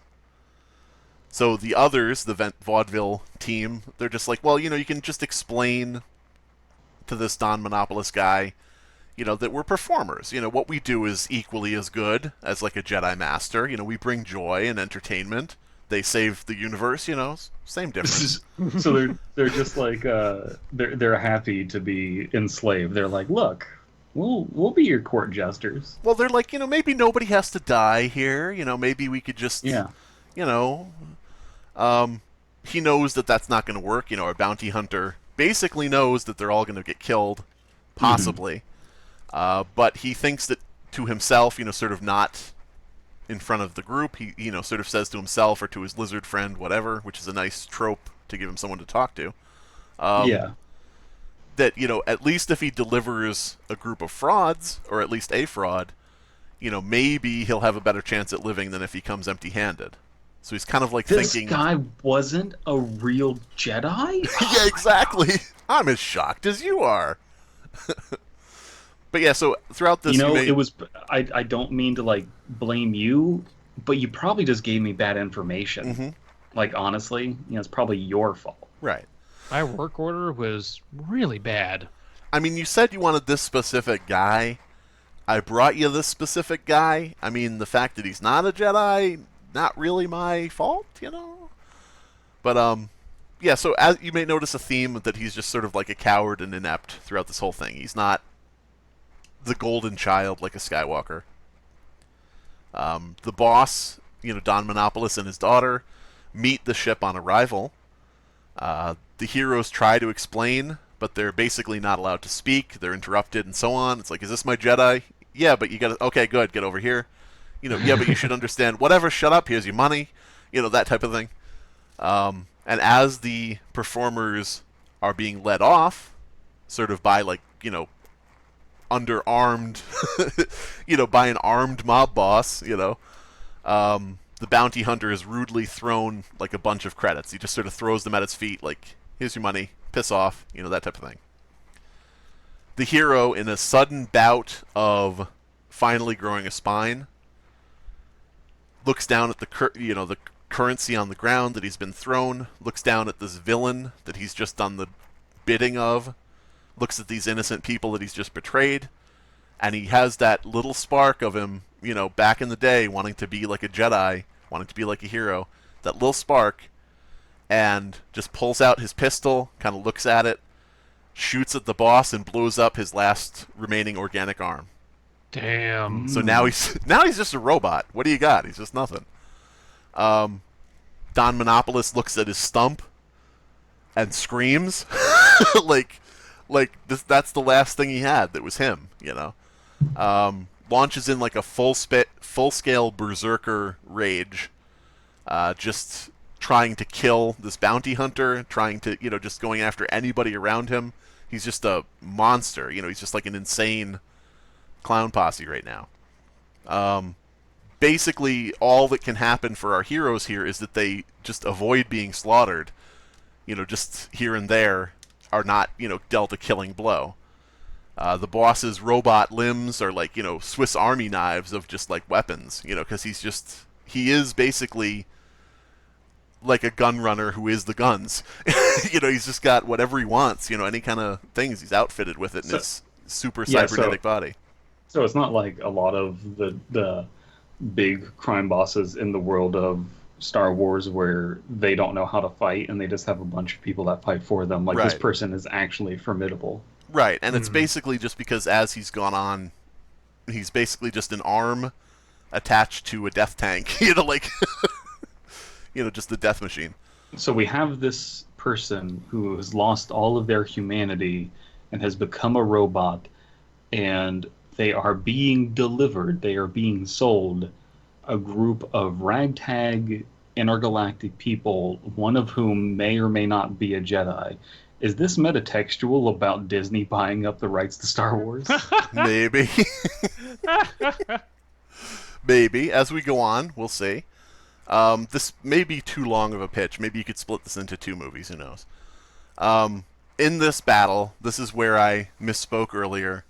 In this battle, the fake Jedi uses his Force lightning gadgets to overload the boss's circuitry, frying both Don Monopolis and his Force lightning producing equipment in the process. Okay. So he sort of like uses the Force lightning to actually do something, but it's sort of like is like a one-shot thing. You can't.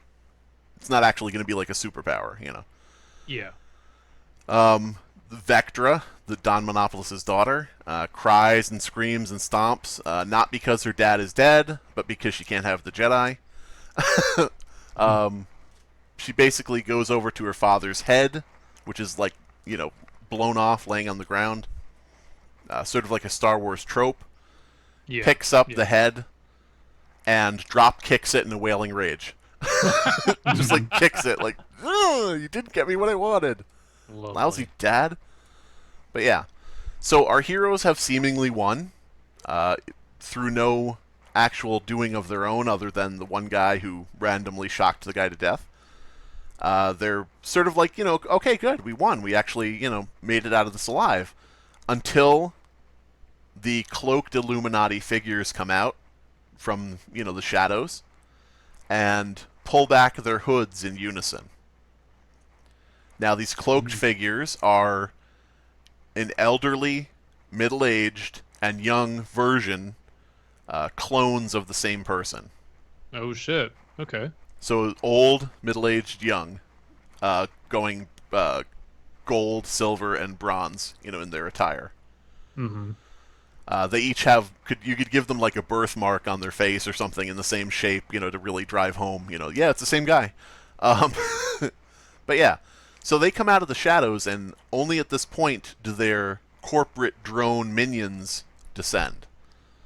The minions basically hold everybody at gunpoint. Some people, maybe you could have like some people show up that are like, "What happened to Don Monopolis? What happened to the boss?" Like some of his hired people or whatever could come out, and immediately get lit up by these drone minions.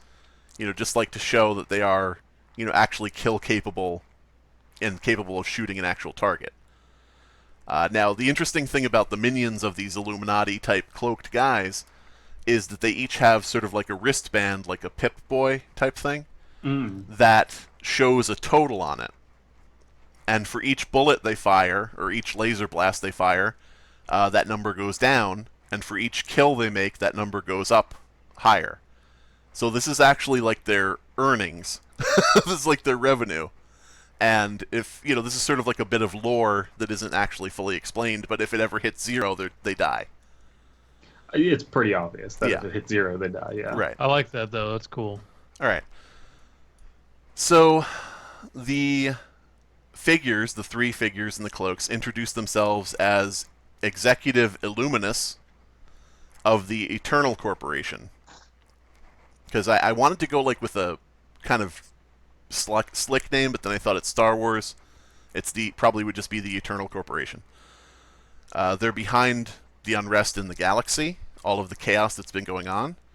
They're actually profiteering from various things. They're setting up and controlling how things are going. They're sort of like a secret organization that, in the absence of the Jedi and the absence of the Empire, this is what's grown out of that. Is this sort of secret group that just basically controls all the warring bullshit that's going on in the universe. The chaos, with no order and no, dark side. Mm-hmm. So are we getting to why they want a potential Jedi? Yes. Yeah, okay. All right. They want new Jedi and new Sith, and they want to start like the events of the previous films. They want all of that to go about again, and they want to profit from a building of a new empire, and they want to profit from rebuilding, things that are destroyed by the Jedi, things that are destroyed by the Empire, different things like that. It's basically just war profiteering, and they want to create the war. So they realize that, it's okay having this anarchy and bullshit, but the real money is a nice big battle between 2 forces. You know what I mean? So yeah, they want to create new combatants to randomly disperse throughout the galaxy and like influence their upbringing and life events from like the shadows, to force this person to become a Sith, force this person to become a Jedi, so on and so forth. And they want the fake Jedi for reasons that aren't really kind of disclosed yet. But you can see sort of that they have an interest in the Jedi and the Sith through this. The fake Jedi, of course, turns himself in sort of selflessly. The group is ready to like fight and die, the bounty hunter and his friends, but he's like, no, I'll turn myself in. After all, the great Obo Kenobo sacrificed himself for the good of others. Still doesn't know what he's talking about. Hello, it's me, Obo Barack Kenobo. Obama. I'd like to talk about my father, Yeah. Obo Obomo. Obo Momo. So the group watches. From Kenya? Oh yeah. Space Kenya. Space Kid. Space. I'll try to speed through this because it is pretty long. The remaining group, watch as the corporate ship leaves with the fake Jedi. The corporate ship is sort of like, if you could picture a luxurious precious metal skyscraper in like ship form, like a big long ship that's like a skyscraper, just beautiful, like a Trump Tower, but we're not actually going to be making references to that. Oh, but can't we? It's just a big like executive tower. Just have in an ship inverted form. T. And just hide it in Inverted there. T, Great.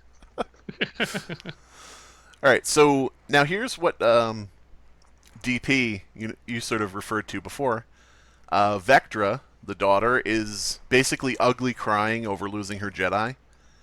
The bounty hunter says he can get him back with that, speedy sports car type ship that she has, and maybe he could do some performances for her.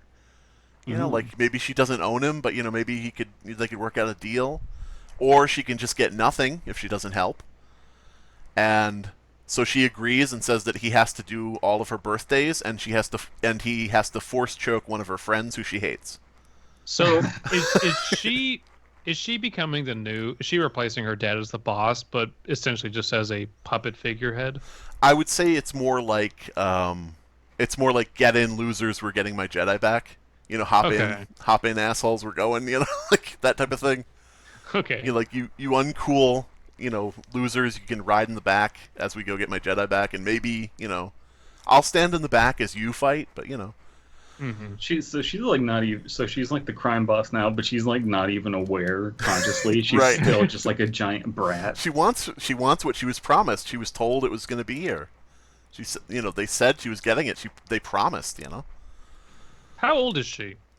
She's Kat Dennings, so I mean, she's too old for that. But in the context of the movie, how old is she? She's too old for that. She's an adult woman.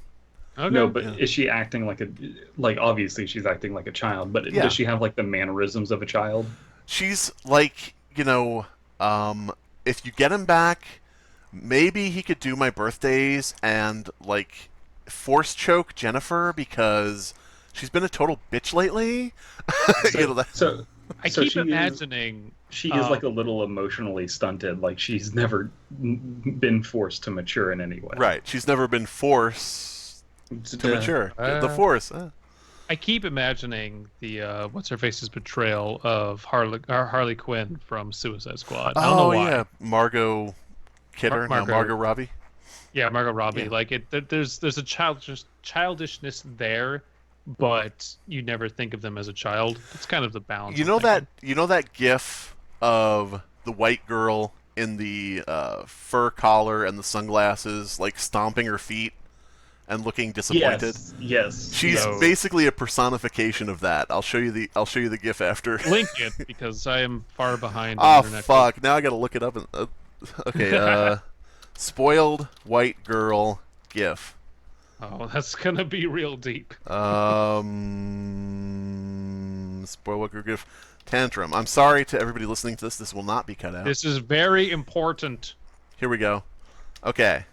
Oh fuck! It's linked me to a fucking page. Whatever. Do it later. All right. Here you go. Here you go, Bisme. Boom. There you go. I've never seen this. Good lord, I must shut in. When princess doesn't get her way. Okay. But yeah, fair enough. We'll link it in the description below. We'll link that. She's that GIF personified. Contextual information. Everyone except Abysme has seen this GIF, though. Probably. Yeah.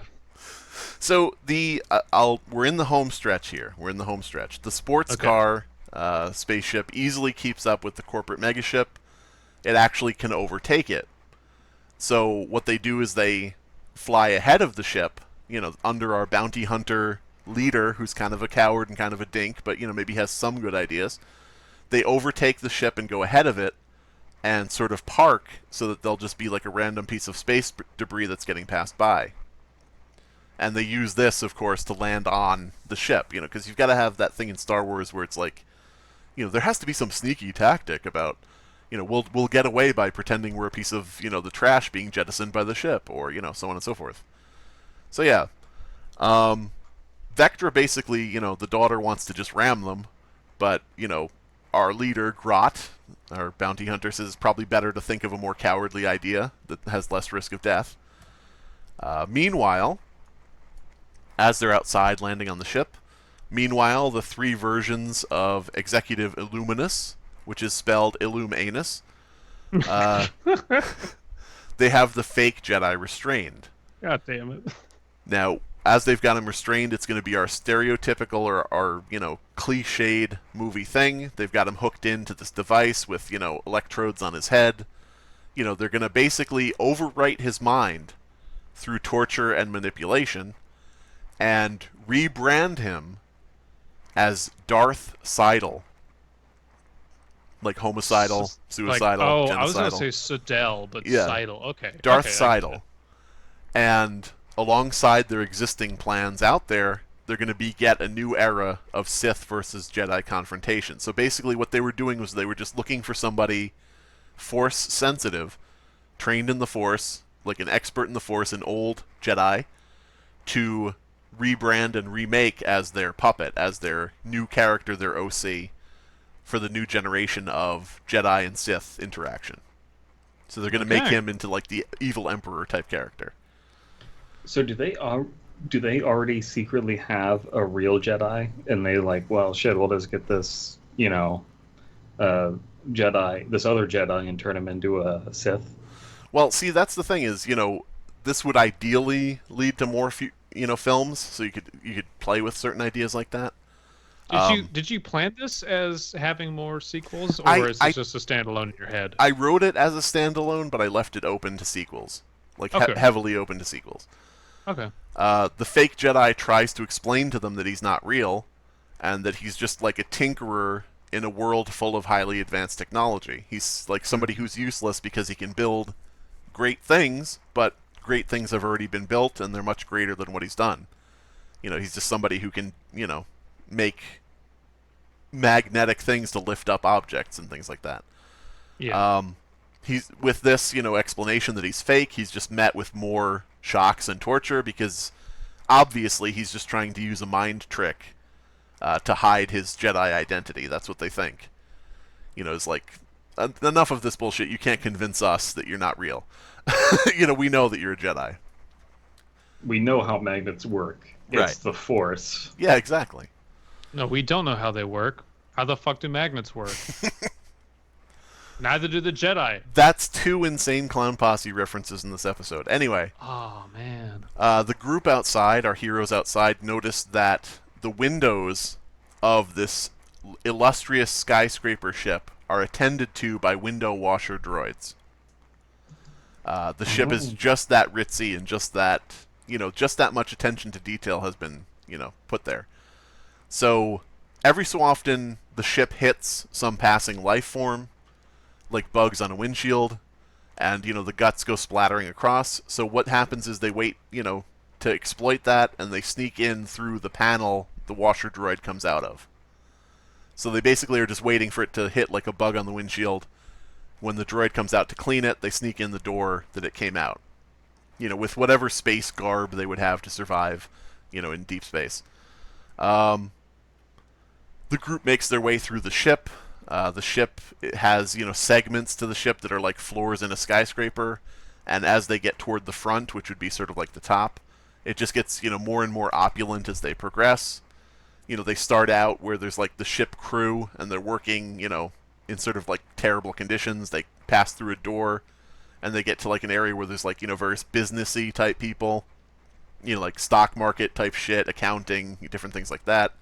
They keep going up in the levels until they're like to the levels where people are just sort of sitting around eating cake and, laughing about things, like the typical bullshit about the hierarchy, throughout this ship. Sort of like this is sort of similar to Snowpiercer, I guess, if you've ever seen that. Yeah. Where like the different cars or the different, social Different classes. casts, yeah. Yeah. The group, of course, finally reaches the, the top, the front of the ship, where Executive Illuminus is in his 3 forms.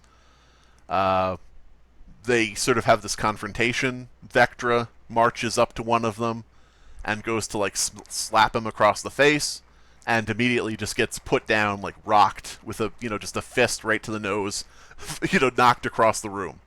Like she's just completely knocked out. Because these guys are not messing around, Mm-hmm. The ventriloquist, as Executive Illuminus is calling in, the guards to come in and handle these people, the ventriloquist throws his voice to impersonate Illuminus and says, no, don't, I'm fine. Leave, actually, don't come in, actually, everything's fine. Confusing the guards, so on and so forth. He gets on, the intercom, like by the door to this big, cockpit type chamber, this big main chamber. Gets on the intercom by the door and just basically starts telling the crew a bunch of shit, in the voice of Illuminus, telling them about, we're as it turns out, we're discussing business. Yeah, we're dissolving the company. Yeah, don't worry, you're all getting severance packages. We're going out of business, boy. Tough year, actually. So he's basically like selling a bunch of bullshit. So he's going to be taken up at the door, now, because he's basically just trying to keep people out. As the 3 Illuminus characters, sort of make their move to fight, the half-girl sort of swings on like a nearby either pole or pipe or whatever you want to have, sort of swings, detaching her legs, and the legs clasp around one of the guys, taking them, sort of knocking them back and sort of restraining him. Maybe you could make it like the youngest of the 3, Illuminus characters, whatever. And then she looks at the camera and she's like, I really know how to ride pole and wings. Yeah, exactly. She does say that. So basically, the ventriloquist and the half-lady have taken themselves out of the fight because the ventriloquist is busy. The half-lady has sort of used her legs to just sort of restrain one of the three guys. So the fake Jedi, who sort of is like a little bit loopy, he's been shocked, he's been tortured, he's a little bit out of it, he's kind of, weird, says to our bounty hunter character, he says, "You may not have the Force, but you should embrace what you do have. Cowardice. Stealth. Avoiding danger. You have something within you. I can see it." Because he's still in bullshit mode. He's still like a theatrical actor, performer. It's like, you have something I see in you. It may not be the Force. It may be an anti-Force. It may be something completely new that you have inside of you, but you must use it. And so, from that point forward, we're treated to a incredibly cowardly battle as the two Illuminous characters who are not restrained have this highly choreographed, just beautiful fight scene with our bounty hunter Grot Stubbs, played by Rupert Grint. They're swinging their scimitar, precious metal blades. They're like dancing with the blades. They're trying to kill him, and he's just sort of dodging, rolling, moving aside, crouching, cowering, backpedaling. He's like just moving out of their way at every turn because he's just has that self-preservation skill that seems a little bit paranormal. And so as this is going on, the two bad guys that he's fighting, they only manage to destroy the ship around them and lop off pieces of each other. So basically he's like dodging out of the way, and one of the guys is taking off the other guy's arm, like as he misses. Someone's leg comes off. They're basically chopping each other up as he sort of just wiggles around like a worm between them. And so, yeah, the last, standing of the two thrusts his blade out to jab into the bounty hunter's chest, like a killing blow. The bounty hunter, moves aside and just sort of uses his forearm and uses his hand to just bend the guy's elbows and push his hand up so the scimitar is buried in the guy's own head. So it just sort of like it's very Kung Fu Hustle, because if you remember in Kung Fu Hustle, the landlady's husband, doing that thing where he sort of was like passive in the fight, he just sort of moved around and, got the guys to beat up each other, which I didn't realize until you mentioned it, so I guess I'm plagiarizing without knowing. You are living through your influences, which is not a bad thing. But yeah, so he has sort of like an anti-Force kind of thing going for him. Now, throughout this, the third clone of Illuminous, seeing the writing on the wall, he sort of escapes with the girl's legs still around him. Sort of just runs out of the room with his arms pinned at his sides. So you still have a villain who could come back later. Sort of like he could sort of regroup and become more of a threat later on. He's the youngest of the group. Maybe he needs to find his own way to become, the full-fledged villain. The group, the good guys help the fake Jedi down from the brainwashing machine thing, and, he's sort of is still going on about how this bounty hunter is the greatest he's ever seen. He's like such a formidable character. He's such a, he has the heart, he has the supernatural ability. He's, something new that this universe needs, and so on and so forth. And of course, that's just the word of like a crazy old man who tells tall tales, so that sort of washes off his back. The bounty hunter, he's like, whatever, I'm not a Jedi, I'm just some guy. It just worked out in my favor. I'm lucky sometimes. Alright, so the group leave, they take their sports car ship, and they take off amid a bunch of escape capsules, leaving the corporate ship, that are filled with people on communications trying to find new work. Like trying to find job interviews and stuff. They're taking off, abandoning ship, literally. And as this goes on, everybody sort of is like happy and celebrating, relaxing, resting. They have Vectra with them. They have everybody with them that we know. Our fake Jedi. It's like, you saved us all. It's like, yeah. It's like, I saved you all, guys. And it's like, what do you want? A medal? Aw, damn. Yeah. because they got medals at the end of. Yeah. Yeah. It's like it's not like poetry. It doesn't rhyme. So here is But our poetry final doesn't scene. have to rhyme. We've actually made it to the final scene. You've gotten through it. Our fake Jedi, Saul Cosma, is sort of by himself. He's taken some time to recuperate from what's just happened to him. And he says, maybe the Illuminous, character, maybe he was right about at least one thing. Maybe the world does need a return to the old ways, and, he could be part of that, resurgence. And, they need a new leader, he sort of muses to himself. And that could be this Grot Stubbs character, someone who, has something new to offer and just needs to find something within himself. And he says we could have a new age of light and darkness. And we end. Saul Cosma will return in our next movie, playing the dual role of Darth Seidel. So we've learned a few things through this episode, which is probably in two parts at this point. Number one, DP has a weird fetish for cybernetics. Number two, I played way too much Knights of the Old Republic 2. Number three, Slime Beast is the biggest Star Wars fan out of the three of us. Oh. Because he's written the most.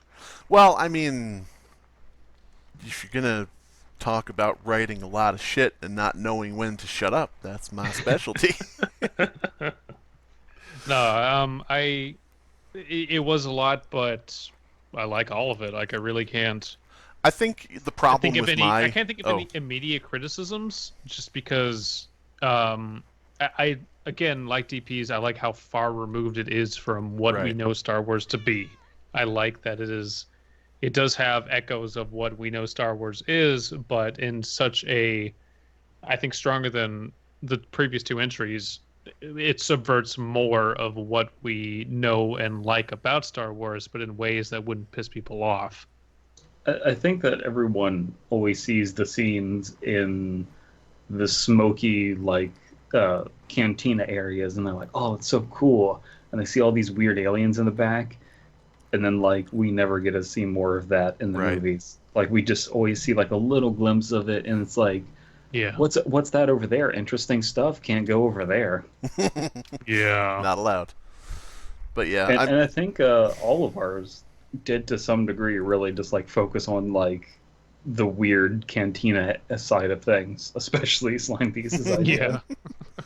I think the issue with my stuff is I have to write, the full movie. Mm-hmm. I could have, it would be better probably for the sake of brevity to say, and, there's a scene on a gas planet where, the various bounty hunters, die in funny ways, and so, then we move on. So my problem is I'm always but what is the detail? What happens? What is...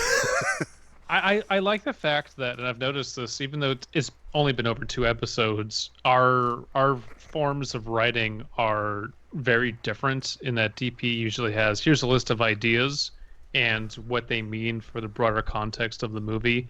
Mine are very, here's a treatment in script treatment form, and then yours are incredibly detailed, almost scene by scene recaps. So I think it's really cool that we get not just our different ideas of what we want to resequel, but different presentations of them. I think that's a very good thing. And the best part is, all of our films are entirely possible within the current Star Wars canon, except Abysmes. Yeah. Shit. What's the? Oh, fuck. Who's the CEO of fucking Lucasfilm? Kathleen Kennedy. Susan Wojcicki, yeah. Susan Wojcicki. Yeah. Susan Wojcicki and Kathleen Kennedy. When you're done ruining your respective properties, hit me up and we'll do a reboot of 7, 8, and 9 in 10 years when it, because that's the perfect amount of time to wait to reboot something. They don't need no man's help. That's true. I'll pretend I'm a woman. I'll just say Paprika wrote it. Yeah, just file it completely under Paprika's name. There you go. This was written by a Mexican woman. Can it be canon now? I for anyone who watches It's Always Sunny, I love that episode where Dennis is trying to get his erotic memoirs published into a movie, and comes in and says, and then there's a woman who he's trying to pitch to and says, "I'm guessing you wrote this," and it's a man. Well, no, my sister wrote this, obviously. Yeah. I also love how in that episode he's like, now here's what we're going to do that's different than what Hollywood's doing. Full penetration. A little bit different. By the way, tune in next time for our Star Wars full penetration pitches. That's the good episode. That already happened when, they take the lightsaber and stab it into Luke Skywalker's projection. Oh, okay. I see. There's already been plenty of full penetration. I see. You might not have noticed, but your brain is dead. No one's ever really male. I don't know. Yeah, so hope you all enjoyed this probably two-parter. Go ahead and leave in the comments below your pitch for a resequeled Star Wars for however many characters that the YouTube comment section allows. I don't know how much it is. I know it's not too many, but have fun. We may read what you guys put if we like it on the next episode. That's right.